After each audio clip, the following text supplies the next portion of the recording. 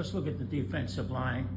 First 2 years, a little bit undersized. Now you can look people eye to eye. You got some poundage in there now, don't you? Yeah, I feel like we are starting to look that way. Our young kids are getting older and starting to look the part. But man, this spring, I'm telling you, we went into spring ball and like, man, we're still missing something in there. We're missing size, but we're missing experience too.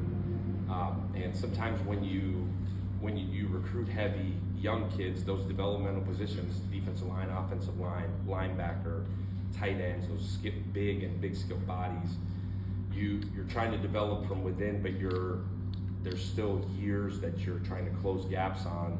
And like I said, we made a great investment on the D-line. We went out and got some guys that not just were bigger bodies, but older guys that played a bunch of football. At those spots, there's no substitute for experience.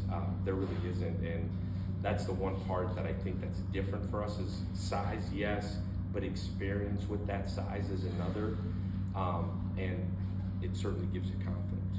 Coach, you talk about leadership.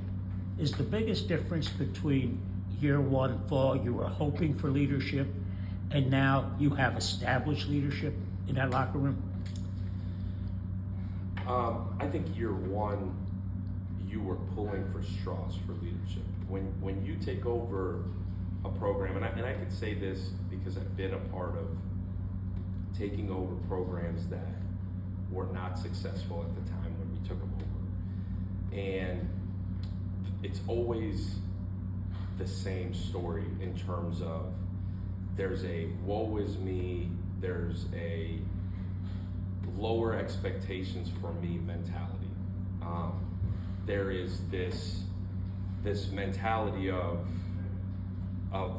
I've got answers, it's not my fault, and it's really hard to lead through that. Even young guys that have leadership ability tend to fall into a trap because leadership is so hard, right? Like leadership, you gotta put yourself out there, you gotta be vulnerable, but you gotta be willing to stand up for what's right, and that's really hard.